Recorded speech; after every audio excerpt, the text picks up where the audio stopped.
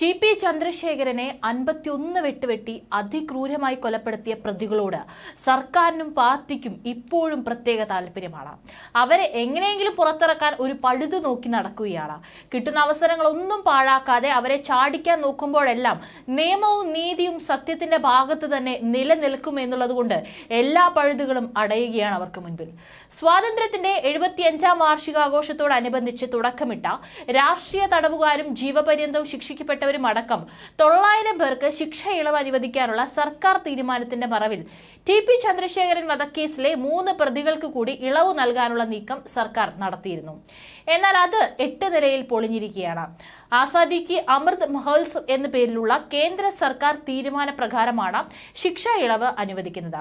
ഇളവില്ലാതെ 20 വർഷം ജീവപര്യന്തം ശിക്ഷ അനുഭവിക്കണമെന്ന് ഹൈക്കോടതി പ്രത്യേകം വിധിച്ചിട്ടുള്ള ടി.പി. കേസ് പ്രതികളിൽപ്പെട്ട ടി.കെ. രജീഷ്, മുഹമ്മദ് ഷാഫി, കെ. സിജിത്ത് എന്നിവർക്കാണ് ശിക്ഷ ഇളവ് നൽകാൻ നടപടികളെടുത്തത്. 3 പേർക്ക് അതീവ രഹസ്യമായി ശിക്ഷ ഇളവ് നൽകാനുള്ള സർക്കാർ നീക്കം പക്ഷേ ഇതോടെ തകർന്നു. പ്രതികളെ വിട്ടയക്കില്ലെന്ന് ജയിൽ മേധാവി ബൽറാം കുമാർ ഉപാധ്യായ അറിയിച്ചു. ഇലയ്ക്കും മുള്ളിനും കേടില്ലാത്ത വിധം പ്രശ്നം അവസാനിപ്പിക്കാനാണ് ജയിൽ വകുപ്പിന്റെ നീക്കം. വാർത്തയുണ്ടാക്കിയ പൊതുവികാരം സർക്കാരും തിരിച്ചറിഞ്ഞു. അതിനിടയിൽ ജയിൽ സൂപ്രണ്ട് അയച്ച കത്ത് ചോർന്നതിൽ അന്വേഷണം നടത്തുന്നത് സർക്കാരിന്റെ പരിഗണനയിലുണ്ട്. ടി.പി. കേസിലെ പ്രതികൾക്ക് 20 വർഷം വരെ ശിക്ഷ ഇളവ് പാടില്ലെന്ന ഹൈക്കോടതി ഉത്തരവ് കണ്ണൂർ ജയിൽ സൂപ്രണ്ട് പരിശോധിച്ചിട്ടുണ്ടാകില്ലെന്നും ചട്ടപ്രകാരമുള്ള പട്ടിക തയ്യാറാക്കിയപ്പോൾ ഉൾപ്പെട്ടതാകാമെന്നും തുടർ പരിശോധനകളിൽ അവർ ഒഴിവാക്കപ്പെടുമെന്നും ജയിൽ മേധാവി അറിയിച്ചു. സ്വാതന്ത്ര്യ ദിനാഘോഷത്തിന്റെ ഭാഗമായി ജയിലിൽ ഒരു നിശ്ചിത കാലപരിധി കഴിഞ്ഞവരെ വിട്ടയക്കാമെന്ന് രാജ്യവ്യാപകമായി ചില ആലോചനകളും പദ്ധതികളും ഉണ്ടായിരുന്നു.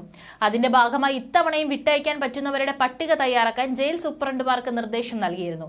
അതിലൊരു മാനദണ്ഡം 10 വർഷം ശിക്ഷ അനുഭവിച്ചവരുടെ പട്ടിക തയ്യാറാക്കാനായിരുന്നു. അതിനനുസരിച്ചുള്ള പട്ടികയാണ് കണ്ണൂർ ജയിൽ സൂപ്രണ്ട് നൽകിയത്.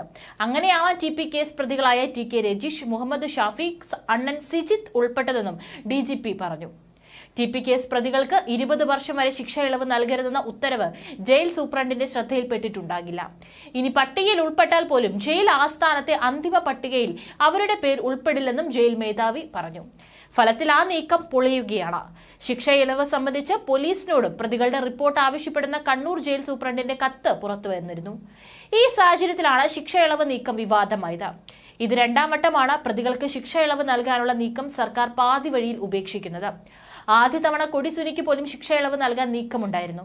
ലോക്സഭാ തെരഞ്ഞെടുപ്പ് പെരുമാറ്റച്ചട്ടം പിൻവലിച്ചതിന് പിന്നാലെയാണ് ജയിൽ സൂപ്രണ്ടിന്റെ നടപടി. കണ്ണൂർ സിറ്റി പോലീസ് കമ്മീഷണറോടാണ് ജയിൽ സൂപ്രണ്ട് റിപ്പോർട്ട് ആവശ്യപ്പെട്ടത്.